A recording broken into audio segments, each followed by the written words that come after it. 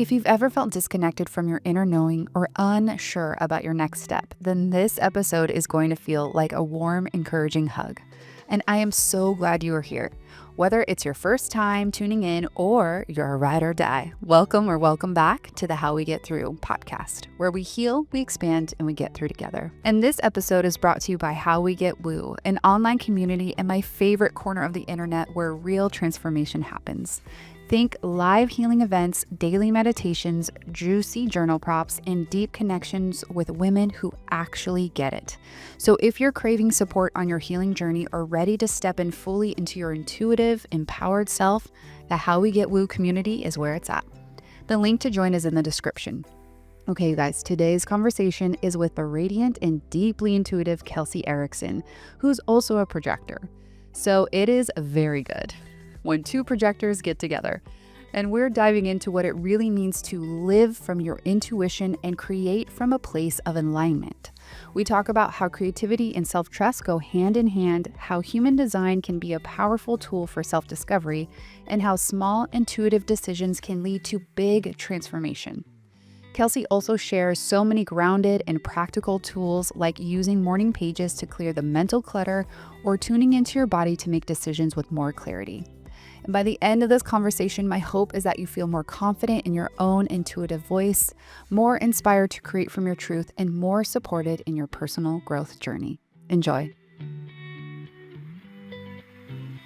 Welcome back to How We Get Through. We have Kelsey Erickson on the show today. Welcome, Kelsey. Hello, Jen. I'm so happy to be here. Me too. So Kelsey and I are friends in real life, everyone. We met in person. Can you believe it? Hard to believe that still happens. Exactly. Yes. Yes. And Kelsey, I was thinking about our podcast today and kind of how to introduce you. And it's so interesting because I just think you're so creative. And I feel like you've kind of gone through different iterations of your creativity. And you do that all through your own intuition and help other women connect with their intuition. Yes. Yeah. Ooh. Yeah, a couple things right off the bat that I'll say. One is my coaching company is called Everme & Co. And Everme is a word that I made up. It means the evolution of you. Oh, I love it.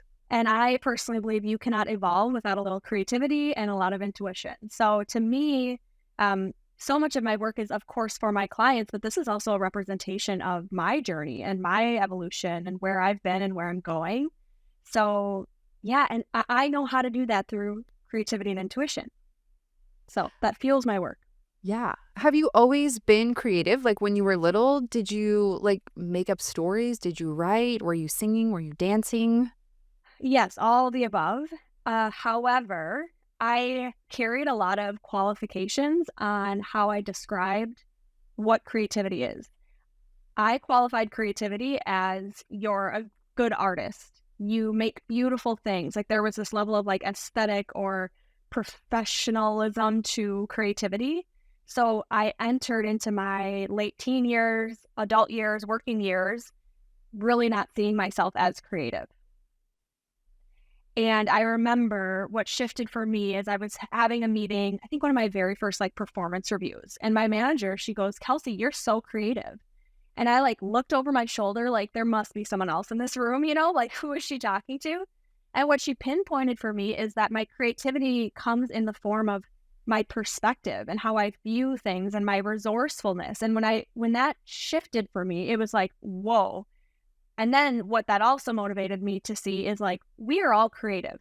We all have a unique form of creativity, and it's up to us to figure out what that is. There's not like a box that you must fit in to be creative. Which is such a good point because I feel like I fall into that trap a lot. I just did my soul contract and like in the middle is my soul. I can't remember, but it's like creative. She's like, "You are so creative." I'm like, "What? Are you sure?" This is the same feeling. Like, I don't know. But that perspective, I mean, okay, then let's bring in a little bit of human design because how can that kind of help you align with your creativity? Because are you a projector?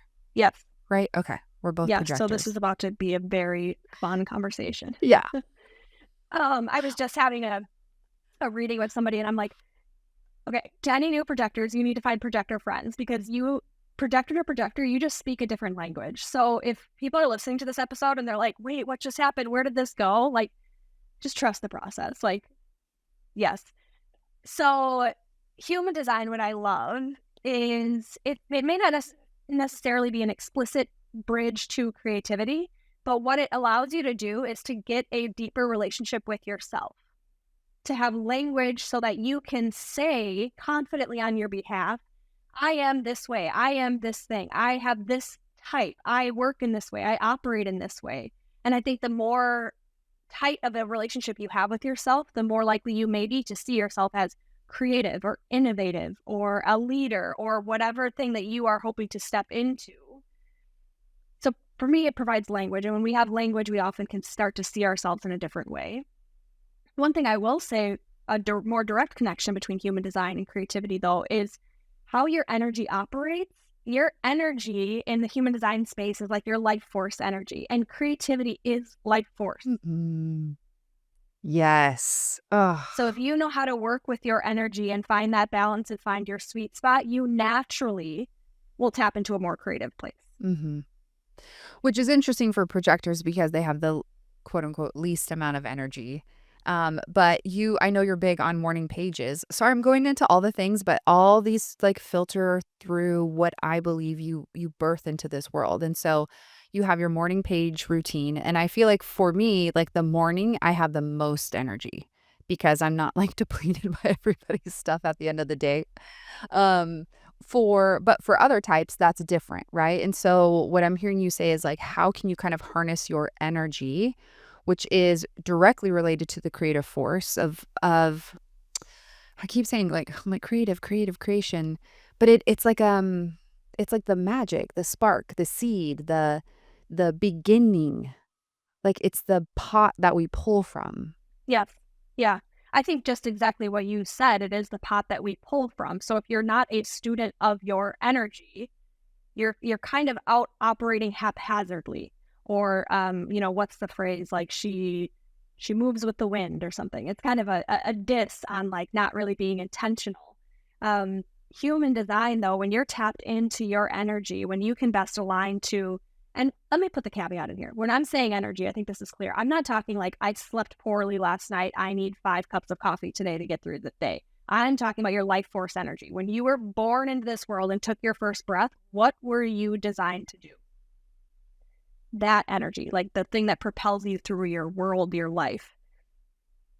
Morning pages for me is an example similar to what you shared, where that is how I can cultivate energy in the beginning of a day. So projectors, for example, they aren't like the Energizer Bunny type. They don't have this, again, this is through the lens of human design. They don't have this internal engine that says, hey, go all day long, go, go, go, hustle, hustle, hustle, move, move, move. Supposedly, we lack that. When you can cultivate habits that support your energy as a non-energy type, as projectors, you can set yourself up to find that energy later in the day. It's like, the way I describe it is like your energy needs to be nourished, cultivated, cared for. It's like you're tending a wildflower garden. It just takes an extra level of attention. Whereas like a generator or a manifesting generator, they do this without ever having to really think of it.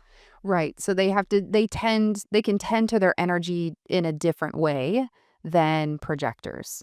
Yeah, they can, it's like almost being on autopilot. Yeah. Whereas What's that for projectors, I love that. it takes, it does take a heightened level of intentionality, which I would argue everyone can benefit from that, regardless of your human design type.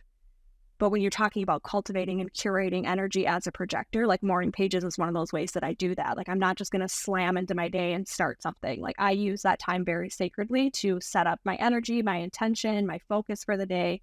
It is one of the most reverent parts of my day. And how has that or what has shifted for you in that practice? What have you seen change for you? When I first started morning pages, it felt like such a fight.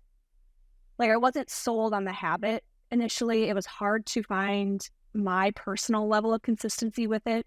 And the thing I say about morning pages is like, it's a construct. It's not this like prescription or this no one's telling you, no one's auditing you on if you're doing them daily or not. Like, you have to make it your own. And I think early on, I wasn't sure how to make it my own. And now as I've stuck with the habit and like continuously checked in, like, is this giving back to me what I'm putting into it? It has proven to be such a fruitful source of creative inspiration, of intuitive connection, of alignment. Like, some people sit and meditate in silence. Like, morning pages are my meditation. So I've learned how to adapt like the esoteric world and like the grounded world to make it my own structure for my day. And now I don't even really think twice about it. Though I will put morning pages on the chopping block because I audit all my habits and I say, is this still serving me? Is this helping me get to my highest self, my next level? That's always a scary thing because it's so entrenched in who I am, how I show up.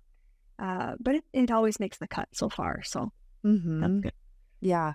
I love the way that you phrase that about like the 3D and the 5D. Like this is like meditation and the physical world coming together. And I think about that in automatic writing as well, which I mean morning pages can be whatever you want it to be, right? Yes. Do you kind of what does it look like for you? Oh, I have two stories on this. One, when I first started morning pages, I wrote a book I am soon to publish. Yes. It was like automatic writing. It just started coming out. I wasn't sitting down like, today I'm going to write a book. It was intuitive, creative Channeled. flow to the next level. That's one thing. So I say that to say, like, you don't know what's going to come out in your morning pages. I think the rule of thumb is like, show up for your pages and they'll show up for you. Now I have more of a structure and they're more like true, like journaling, like self-reflection time. Like, I recap my dreams. I'll do some self-reflection. I'm usually writing some poetry, like just loose creative writing. And now I've found actually I'll do more like nonfiction or deeper creative writing in the evening. Oh, fun. Yeah, I found like a new time for that, Yeah. which feels really aligned with my energy. So Energy. Mm-hmm. it's evolved like everything else. Like, there's no, like I said, prescription to it. It's just a matter of working with it like you would any other habit, any other partnership. And how did you get to it? How did you follow your intuition into it? Into morning pages. Mhm. I had a mentor of mine actually suggest that I read The Artist's Way by Julia Cameron. That's where morning pages comes from. And the rest is history. And I think that speaks to one big way that I work with my intuition is that I look out for these, I call them like earth angels. They're just some people who say something. It's usually pretty simple, but like I will register it in this moment of like, that was a really impactful thing that they just said. Or like, I'll just have this gut feeling like, I didn't pay attention to this. And as soon as she suggested it, I was like, yes, I need to read this book. And I've read it almost 10 times since then. Wow. So I'm a student of it. I fell in love with it. Like, it so was meant to find me and I was meant to find it. Mm. Yeah. Are you a splenic intuition? Yeah. Are all projectors splenic? Nope. Oh, Nope. man, splenic is the worst. I mean, well, because when you talk about intuition, I can't help but think about, again, human design, which you know all about. We should preface. So, Yep. so how have you maybe started with connecting human design and intuition, and has it morphed from there? Because splenic is very quiet, and maybe you're Is that what listening. you are as well? Yes. Yeah. Okay. Asking for a friend. Literally. Okay. So when I first started working with human design, I noticed very early on that the authority within human design could be an entry point into someone deepening the connection to their intuition. So I use authority from that standpoint. I use that as potentially how your intuition speaks to you the loudest, potentially like I said, a bridge into your intuitive connection. There are so many ways to connect to your intuition. However, if you want to use the road of human design, that might be a place to start. So yeah, splenic to me is like very ancestral. It's very tribal. It's just, I don't want to call it nonsensical in the way of like, it doesn't make sense, because it makes a lot of sense. It just doesn't always, I can't always translate it to other people. Projectors can have a lot of different types of authority. I mean, same with every other type, but that's like the bridge to me into intuitive connection is your authority. It's one of the most important parts of human design. Like, yes, you need to know all these other things, but like, if you can tap into your authority and know how to work with that, intuition over everything else, that clarifies so many parts of life. Yes. Yeah. And I think like women over the last, I don't know, maybe like 5 years have been waking up to that. Like we've always heard like, oh, you have a woman's intuition, or that gut feeling. But that always is in context of like you're about to be in danger or your kid's about to be in danger. Like it's always in a fear response. And so it's so interesting to kind of untangle from that. Like, yes, we have a great fear response because we live in a world that maybe doesn't protect us as much or is for us as much. And what does that look like on like what I should eat today or if I should say yes to this project or whatever? Can you give us a little insight on that? Yeah, you hit the nail on the head of two ways that intuition, I feel like, has just been like ripped to shreds and Mm, kind of cast aside as a non-reliable resource. One is you're not intuitive until you have mother's intuition. right. Which It's that's heightened. It's mm-mm. heightened then, as it will be with every creation that you bring forth. Ooh, can you say that This again? Your intuition is heightened with every creative piece project that you bring forth. It might be human form, it might be book form, it could be a podcast, a business. It will be heightened with every step you take forward creatively. Second piece that you touched on too is the safety response. I think this is one of the ways that intuition has been brought down the most, in that it is just this thing that we use to protect ourselves from danger. Rightfully so. There you were, saber-toothed tigers. We needed to have an ability to say, like, this is bad, I got to go the other direction. Your intuition is still guiding you in a life or death way, but it's just not as like tied to physical danger. And what I mean by that is your intuition is guiding you away from death, which you can look at death as like the should path, other people's expectations of you, societal expectations, things like that. The path of life for you is like your highest self, your purpose, your calling. Your intuition will guide you in either direction. How do we use it in like the real world, modern day times now, though, too? The very first thing is, and this is kind of a parlor trick that I'll reveal. It's usually that you are connected. I'll have a lot of women be like, I'm not sure. I'm not that intuitive. I don't know how to connect to my intuition. We can cover that in a 5-minute conversation.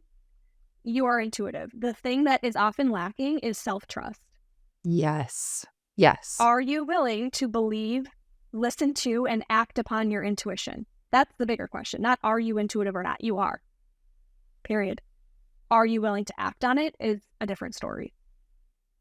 Intuition can be used for every single thing. Like you said, the food you eat. Like I will take a pendulum crystal, use my intuition, and decide which banana is healthier for me today or not. It Yeah. all applies in business, in leadership, in personal relationships. There is an intuitive answer for everything. And I know at this point, I can start to feel like the collective response of like, yeah, okay, but like I need to rely on my logic, or like I need my plan, I need my details, I need my earthly, logical, masculine stuff. Yes, I am not an advocate for crossing out an entire part of your brilliant consciousness. But in my opinion, intuition should always come first. Mm, male, even if male or female, doesn't Yes. matter. Mhm. Yes. Mhm. And if intuition is leading us first, why do you say we should do that first? To me, your intuition is that bridge point to your soul, to your true authentic self.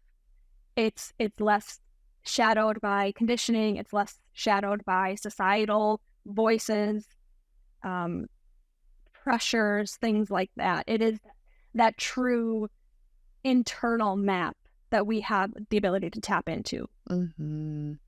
So, like it aligns you again, I think what you're saying with that soul purpose, and then you can bring in the masculine energy. And there might be some things that you still need to filter through to then almost like get back to the intuition. It's like you start there, filter through the things the way we've been conditioned, and then come back and say, okay, what's my word? How do I want to move now? Yes, yes. And I think that's how it works for a lot of people. And I do believe that there is a time and a place for just, it's only intuition. It's only vibes that are moving you forward. Yes, yes, for That sure. magic is so powerful. But again, that is a matter of self-trust. Are you willing to let go of how you should do something to do it in the way that you were magically designed to do it? What are some ways that you have worked through that trust with yourself, or some ways that we can help people listening? Yeah. So I have what I call the magic equation, which is intuition plus action equals magic. It is exactly how it sounds. You have an intuitive knowing, you have that pull, you take some sort of action on it. I'm not talking about like hustle action or starting more than you have energetic capacity for. I'm saying like maybe you write that idea down. Maybe you tell a friend about the dream you just had. Maybe you buy a domain for a blog you might start someday. Whatever it is, you're taking some sort of action that says to your intuition, hey, I heard you, I see you, I trust you. That end result equals magic is that thing that a lot of people are after, which is greater presence, greater intentionality, greater spaciousness, more awe in their life. Things happen from there. And it's a choice that starts with intuition every single time. Working through the equation, a lot of people will fall one way or the other. They'll stick all into the intuitive stuff and they'll be so in their like vibes and this like unseen world that they forget to like peek their head up and like reemerge into I won't even call it reality, but like 3D stuff. Some people will default so far into the action that by the time they lift their head up, they are someone they don't recognize, they are somewhere they don't recognize, and there is no magic. So when you think of a lot of things like burnout or ending up in a job you don't love, in a relationship you don't love, things like that, it's often because we've found an imbalance in that equation. But both pieces are necessary. Yeah, I love that. I think about my life. Well, it's interesting because I usually just, I'm a forward thinker. So when you're talking, I'm like, I think also maybe a good thing if you're like, have I trusted myself like in the last year? And think about all of the intuitive hits that I maybe didn't really listen to, like I couldn't really hear clearly, but I did something around them and it's created something. And I'm like, big and small, it doesn't have to be like, I don't know, $1 million business or whatever. I think we're so like into manifesting like a big car and blah, blah, blah, like all these things like that we lose like the tiny magic that is, again, like, should I freaking eat this banana or not? Yes, yes, yes. And people love to circumvent the little moments. But if you can use your intuition to pick out your coffee cup in the morning or the blouse you're going to wear that day or the banana, to keep with our lovely banana example, there is no difference between that decision and whether or not to start a business, whether or not to put out a new offer, whether or not to do something major in your life. Those little moments matter because it's all about building self-trust. So if you can't trust yourself in the little moment, or you think that's like a flippant way to be with your intuition, you will struggle in making those big decisions. Right. Which is, I kind of want to bring in the nervous system a little bit because I think when I have a big decision, I, uh, well, I'll stop pulling tarot cards, I'm like, but I hate every answer. I'm like, this, no, no, I'm not doing. But I do think every time I'm not in a state of calm and I'm not in a state of groundedness. And so, can you kind of speak to that of like how to use your intuition and how the nervous system is a part of that? Like, because I assume we can't be super intuitive if we're afraid. Yeah, exactly. Two things come to mind. One, within your intuition, the trust piece is so important because your intuition you can think of like an energetic entity. So Mm. if you were my intuition and I only called you once a year, you'd be like, I'm like, bitch, who are okay. you? Yeah, Where exactly. you Right? been? Like that's not a good relationship with anyone. Hmm. So that's one piece of it. There is a level of relational safety that comes with that. And this is all, of course, happening within the self. So within the body, within the spirit, within the mind, like, yes, your nervous system is a part of that. And there is an optimal way of feeling a state in which you can hear deeper and more clear messages from your intuition. The second piece of this, how do I want to phrase this? Here's the deal. When you're tapping, when you're tapping into your intuition and you're thinking about what is going on in your body, what is going on in the world around you, all of those factors are intuitive signals. For example, when you are when you're flipping through the tarot cards and you don't love any of those examples, your body, that you don't love emotional state, like that is all intuitive information. A lot of times what intuitive information is doing for you, it is trying to get you to pay attention to the present moment. Mm. Yeah. So for example, back to the human design, one of the authority types is emotional authority. So if you're flipping tarot cards, and they could be saying whatever, it could be all the best cards, our favorite cards in the deck, right? But you have this underlying emotional state of like, oh my gosh, what am I doing? I'm so nervous. I'm so scared. That That's is in the intuitive cards. knowing. Yes, the cards are intuitive messages, but your body is an intuitive message too. Again, if you're willing to listen to that, to slow down, it is the knowing in the present moment.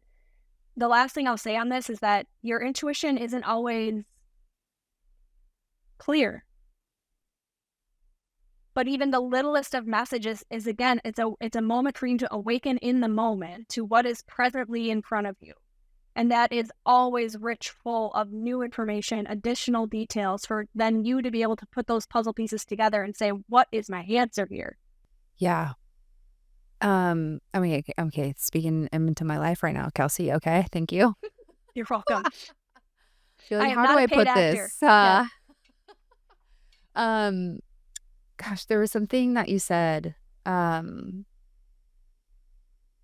when you were like, the answer isn't always clear. And I think for me, like, how can I be really be patient with that? Because I'm always wanting the answer to a future thing. And what I'm hearing you say, obviously, is if you can bring yourself to the present, there's an answer for you there. That is all we have. And that's all we have. Mm. You can't make future decisions. Like that's almost like an oxymoron because the future does not exist yet. What you can do is make a decision right now based on the information that you do have, the intuitive nudge, the intuitive ping. That's why I stick so much to that equation because this is a lifestyle. It's not a going about my life. All right, now I'm going to sit down and be intuitive. It's like, no, that's your expression of your soul in this world. Is little moments of intuition, action, magic, intuition, action, magic. That's beautiful. What a projector. I mean, I'm like, oh my God, I love it. Yeah. Yeah. I mean, it's possible. Yeah. And to me, it's a way of continually staying in alignment with my soul and my path.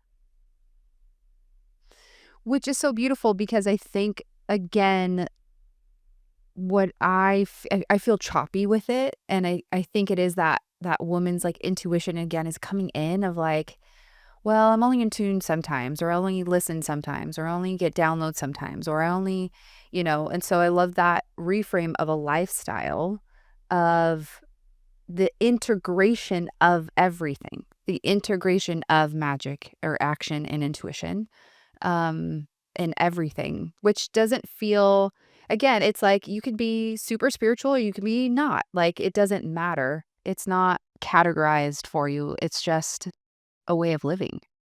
Yes. Yeah. And I think there are a couple hurdles that you have to overcome or just like acknowledge, especially in the spiritual space, is like, especially early on in your awakening, like these moments, these downloads, they feel so profound because they are novel in your psyche, in your consciousness.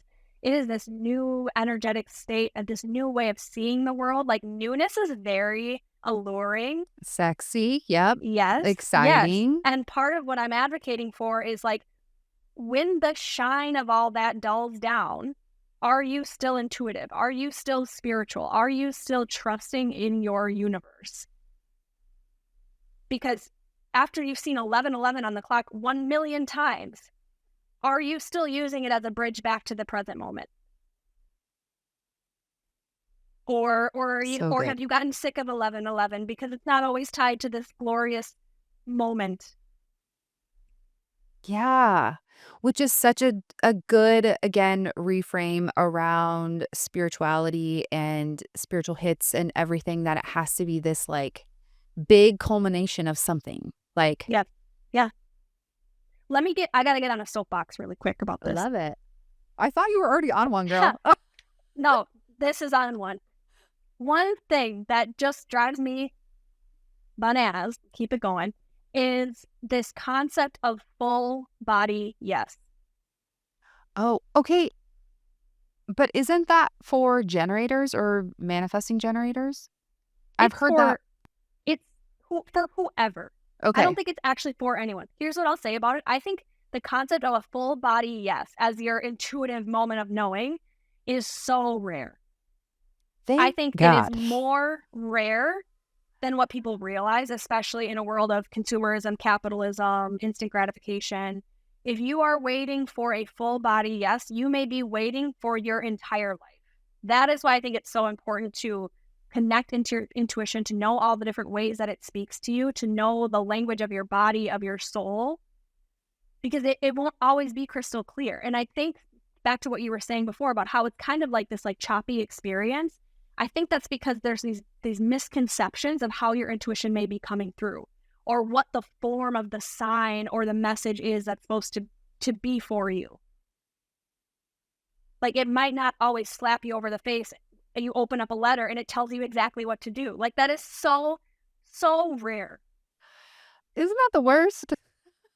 I would love it if that happened, but it's just not the case. It's just Yeah. not the case. So I say that to take some of the pressure off of like, you're co-creating with this too. You're co-creating with your intuition and your next step has never been taken before.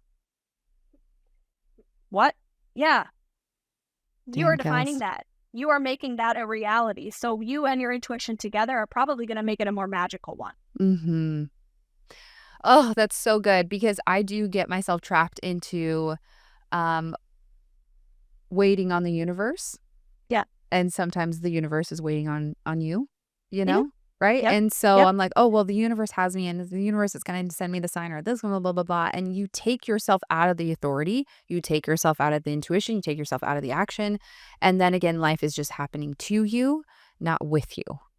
I think part of also what the equation does is it starts to break the mold of like, I do this, then this happens. I do this, then this happens. Like intuition, action, magic can manifest in a lot of different ways.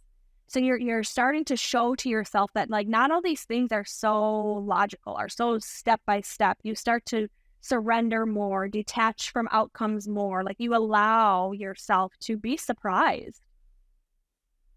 And that's a key part of intuitive living is just that ability to be more trusting of what might be coming your way. Yeah. And you don't know what it is because it hasn't happened yet. Right. Right. But if you're in the flow and again, I think that is another big piece, which we talk a lot about, is, like, detaching from the outcome of Yeah. the intuitive thing. Like, can I maybe just be proud that I connected to my intuition and I did something about it without Yeah. it, like, having it, I don't know, go viral or whatever bullshit, you right? Just that, like, this feels easy to write a post on social media or post a story, like, and that's interesting because I think that to me, this is kind of integrating right now what the feminine flow in business can look like. Because I'm just like, there's something about the way that I did a hard launch and la la la. I cannot even, not that I'm not afraid of hard work, right? But it just doesn't feel right anymore. And I'm like, but what is that other part? And I'm wondering if it is just the intuitive, like, of course I have to keep putting stuff out there, but can I do it in a way that feels good or feels different? Yeah. The masculine, the rational, the logical way of operating is like water on a fire. Nothing is going to shut down your ability to blaze forward faster than that big bucket of water that tells you this is how you should do something. This is how you should launch something. Oh, so and so launched in this way. That must be the key to success. Like, you are actively writing your definition of success with every intuitive step that you take. And a lot of these things are expired because they do not work for us. Yeah. Us women. Yeah, exactly. It doesn't. And it's so interesting because I think the market, sorry, we're getting into business a little bit, but I think the I love it. market and the way people buy has shifted tremendously too. And so then everyone's trying to like guess on the trend and do this and psychologically get all crazy. And it's like, what are we doing here? What are we doing, guys? What are we doing? What are we here for? Yes. Yeah. I did. So I'm in graduate school right now studying depth psychology and Yes. creativity. And one of my research papers that I did was I'll tie it to creativity and I'll bring it back to business. So it was essentially, is there any correlation between how I create something, meaning like, did I create this in a flow state? And, of course I'm vibing with it because I created it in flow. Or did I like create this in a forced state? Like, oh, I have to make this thing. Is there any connection between that and how it's perceived by my audience? So like, Jen, can you pick up on like, oh, I made this collage in a flow state? Can you pick up on that I made this collage in a forced state? I found no correlation. Interesting. What that tells me, tying back to business, is that it is best to do it your way, to do it your intuitive way forward, because you don't know how it will be perceived. You don't know how it will be received. It could blow up. It could be the best thing ever.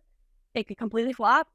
I mean, you don't know. So to me, it brings it back to the self and like, do things because it lights you up. Do things because it makes you feel passionate, inspired, like a leader, like your highest self, because you don't know what happens after you release it into the wild.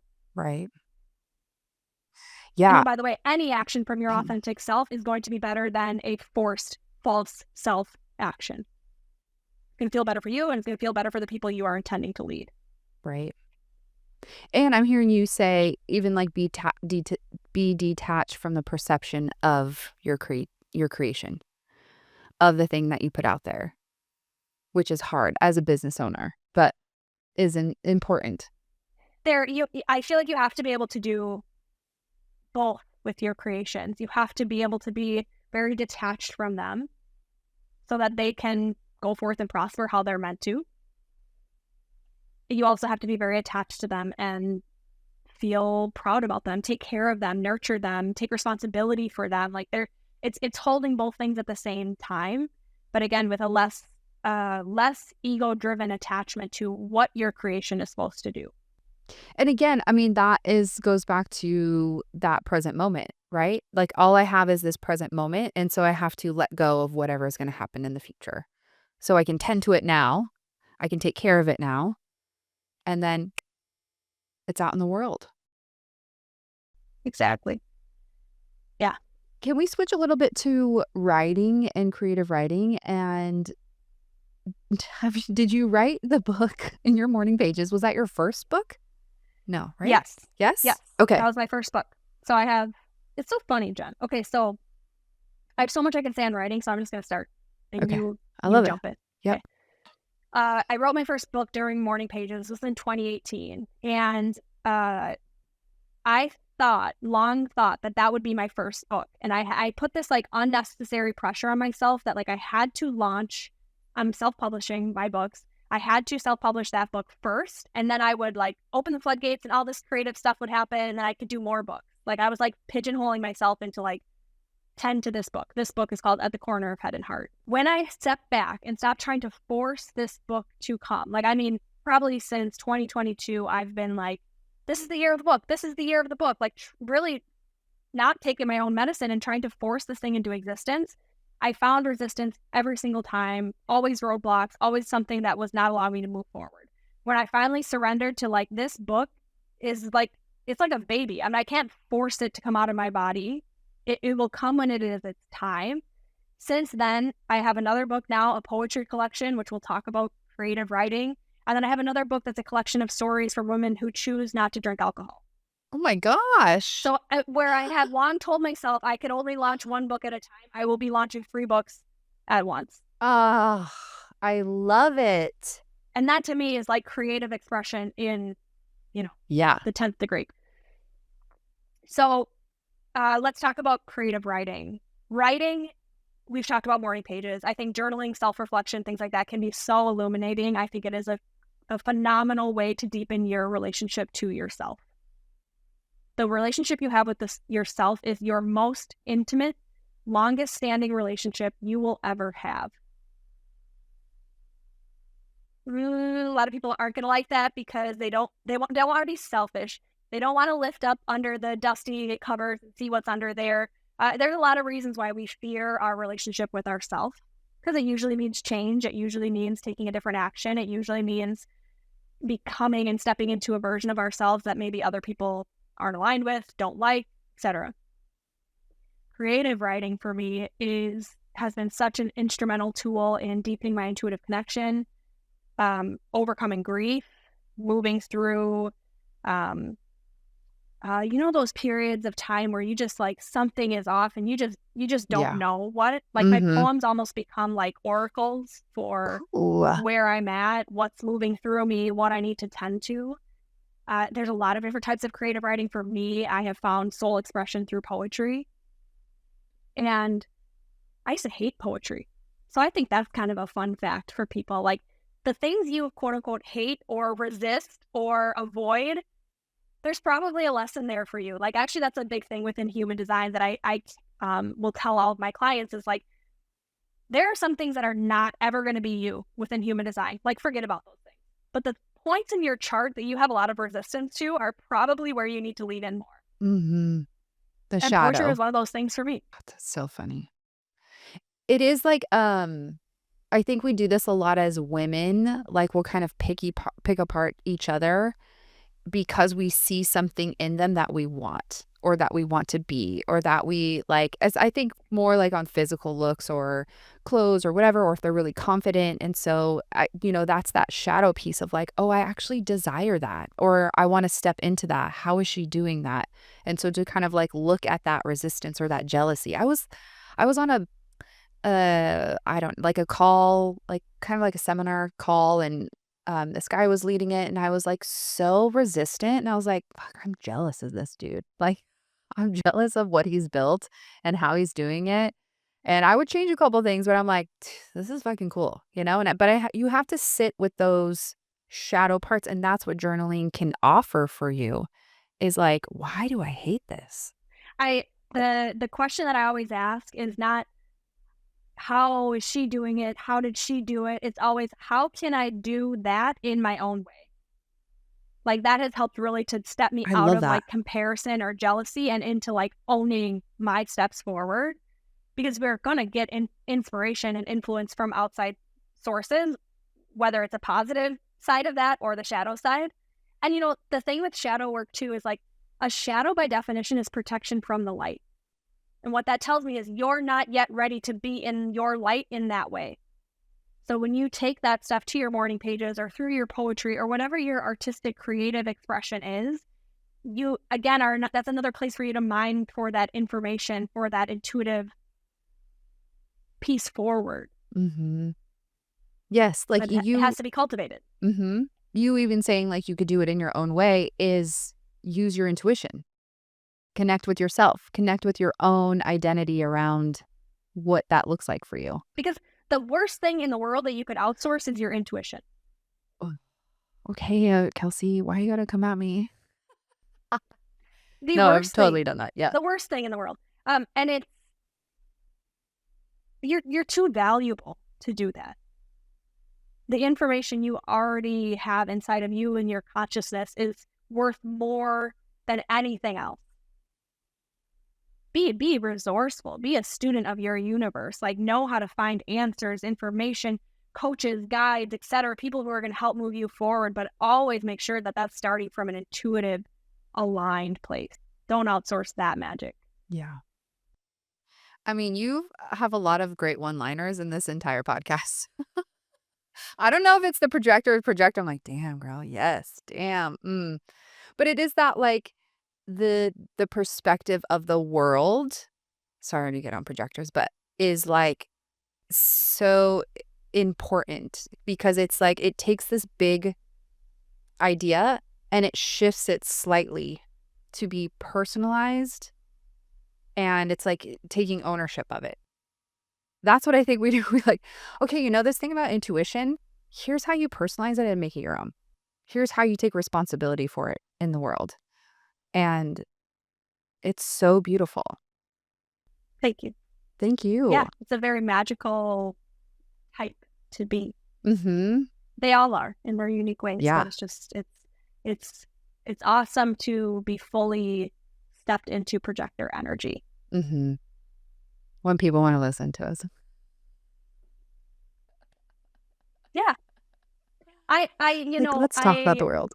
The invitation piece is that's actually when I first read Wait for the Invitation, I like if I could have reached through my computer and like ripped up my chart, I would have, because I was like, what are you talking about? It was so counter to collective, to how I was operating at the time, all the things. But I have a lot of trust now that even if someone doesn't want to listen to me, I am a big believer that I plant a lot of seeds, and I know that those at some point in time will be matured enough that the conversation can move forward. But in that waiting period, it can be a little lonely because we know stuff that maybe people aren't ready to know yet. Yeah. I love that idea of planting seeds, because again, that speaks to their own intuition. Like, do they feel resonant with that or not? Like what we're saying, and then they get to pick it up or not, and that's how we operate. It's great. Yeah. Yeah, exactly. Oh my gosh. Okay, let's go back to creative writing real quick. Yep. Love it. Okay, so you have 3 books coming out. Yes, ma'am. When are they coming out? At this point, I'll say April Of this year, of this 2025. year. What Yes, the is your poetry one is complete. Okay. It's called Every Woman. It's a look at your identity, your self-becoming, your intuition, all through a poetic lens. It's very ancestral. It's looking at your past. It's looking at the future. It's building bridges, hopefully on behalf of all women, these experiences that we go through that are just so unique to a man's experience. And it's my way of amplifying my voice to be a part of that collective understanding of what it means to be a modern woman. The other book is called At the Corner of Head and Heart, and it's a more of like a traditional, I'll call it like a self-help book, and it's walking you through how do you choose your heart as your path? How do you choose your intuition over that logical space? That's the one that I wrote during my morning pages. It's a remarkable piece. I'm in the final editing stages of that.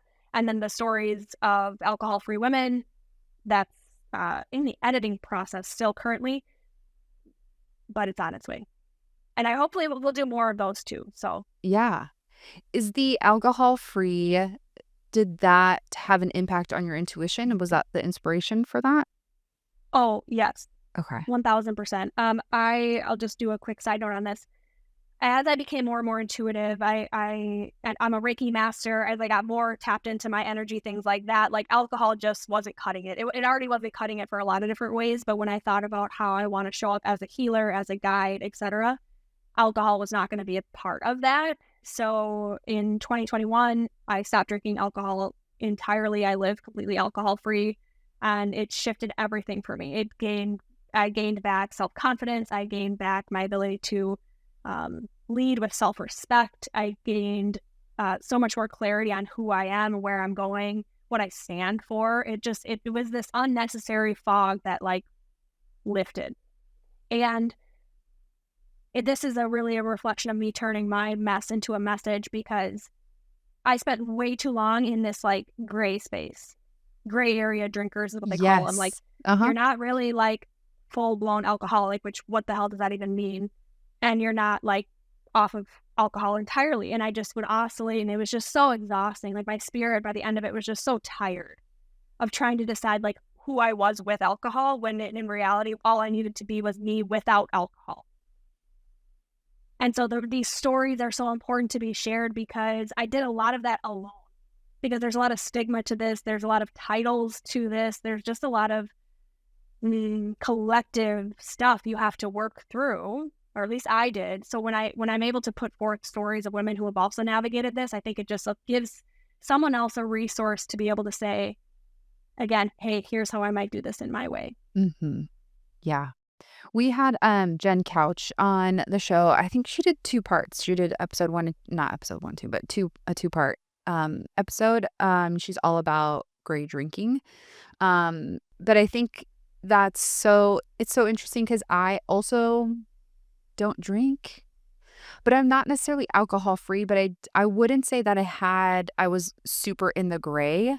Like, I can't even explain it, but I just feel better without it. I feel clearer without it. I don't need it like I used to. Like, okay, it's 3:00, like the kids are home, blah, blah, blah, blah, blah. Like, there used to be these markers around it, where I'm just like, I don't like, it doesn't intuitively, maybe it's my intuition now. Yep. Where it doesn't have to be this black and white thing where I don't do that. I can't do that. It's like, intuitively, I don't want that. I don't want that anymore. Today, right now, in this moment. Yeah. Because again, that's the only decision you can make. Right. 2 weeks from now, I mean, I don't know if your intuition would say this, but if it was like, have a glass of champagne, like maybe you're meant to Right. have a glass of champagne. I don't know. Right. But that is Exactly. the non-existent future. Mm-hmm. And it's so interesting about drinking problems. They are all or nothing. Like, I can't drink today, or I'm not going to drink this weekend, or I'm going to go dry January. Like, they're very future kind of moments. It's not in the moment kind of decision making. It's like, I can't drink for this amount of time. Yeah. Yeah. And then you end up, you're becoming then a severed version of yourself, because you are always somewhere else. You're future casting, or you're stuck in hindsight, and it just splits you in unnecessary ways. So again, that back to the present moment, like right here, right now, you can be whole. For this next second, you can be right here.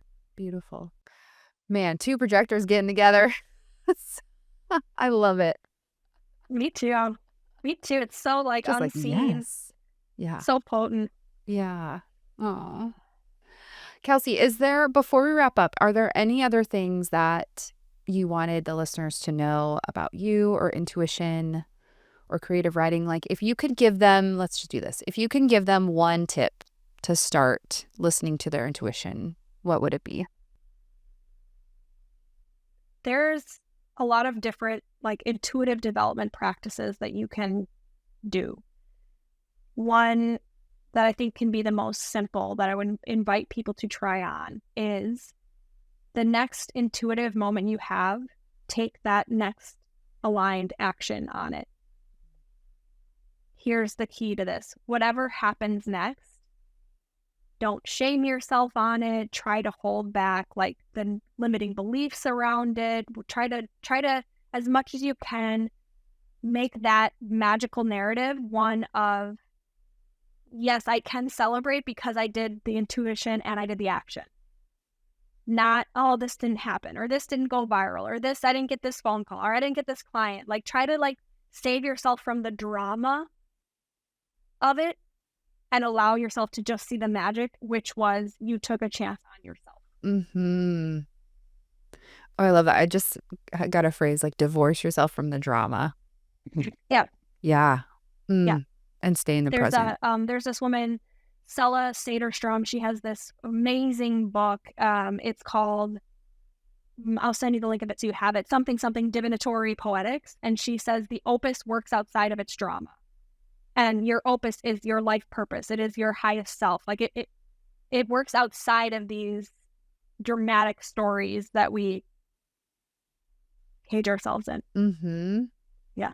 And we all love the drama. And I think that in the spiritual community too, it's laced with drama. Like money and love, like can be heightened in the most dramatic way.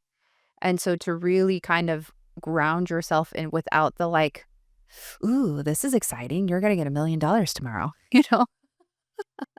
Yeah. I was just talking with somebody about this, like as it relates to life purpose.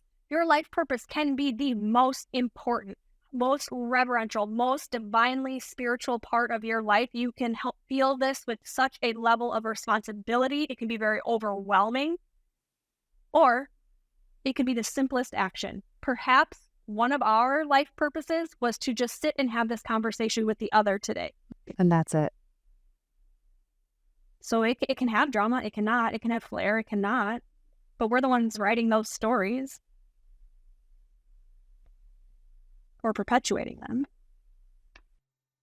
Oh my God, I love it. I have like, there's again, like, I just feel like you've just dropped a lot of really good ones that I'm like, damn, like I'm just sitting with because it just feels so good. And it's again, like this like slight tilt, this slight reframe that literally shatters and brings out a giant new perspective. Like it's so digestible and you're like, I'm going to take you to the edge of the cliff and you're going to see this one perspective and I'm just going to slightly turn you to the right and you're going to see an entire new world. And you're like, that's what it feels like to be in your space and in your energy. And so thank you for that. I'm just like so grateful to have this conversation. Yeah. And Kelsey had a dream that we were best friends. So yes, I did. Oh my gosh. Dreams. Oh, we'll have to do another episode entirely on dreams, but dreams are such a rich source of intuitive information. Mm-hmm. Oh yeah. So yes, it is by divine alignment that we are here today. I love it. And also thank you to Diana for introducing us at her amazing event. Yes, exactly. She's one of the listeners. Thanks, Diana. Yeah. Yep. Okay, Kelsey, where can people find you? My website is www.evermeandco.com. Mm-hmm. I have resources on there, meditations, things like that. Like, go check it out. Have fun in that little internet portal of mine. And then I'm mostly on Instagram, which is kelsey.s.erickson. That's my handle. We can hang out there too. And then we do morning pages there. Yep. I love you'll it. see all about our morning pages. Mm-hmm. And contrary to popular belief, I am not a hand model. And that will make sense once. I mean, you do have lovely hands. Thank you.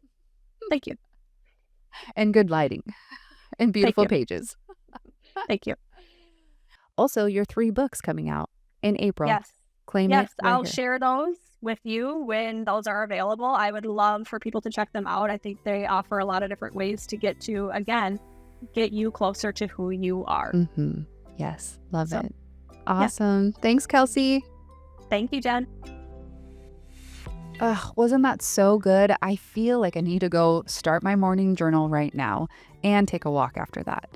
Big love and gratitude to Kelsey for sharing so honestly and reminding us that our creativity and intuition are always right there, just waiting for us to tune in. If this episode resonated with you, I'd love it if you share it with a friend or take a sec to leave us a review up on Apple Podcasts. It really helps other people find these conversations. And if you're craving a deeper connection and support in this journey, come hang out with us inside How We Get Woo. We've got monthly live healing events with guest healers so you can experience powerful alternative practices beyond the therapy room in a grounded approach. And you do it all while building real soul nourishing friendships with a group of magical and powerful women who are walking the same path of self-trust, growth, and intuition. You can find the link in the show notes. Thank you again for listening. We appreciate you so much, and we'll see you next time.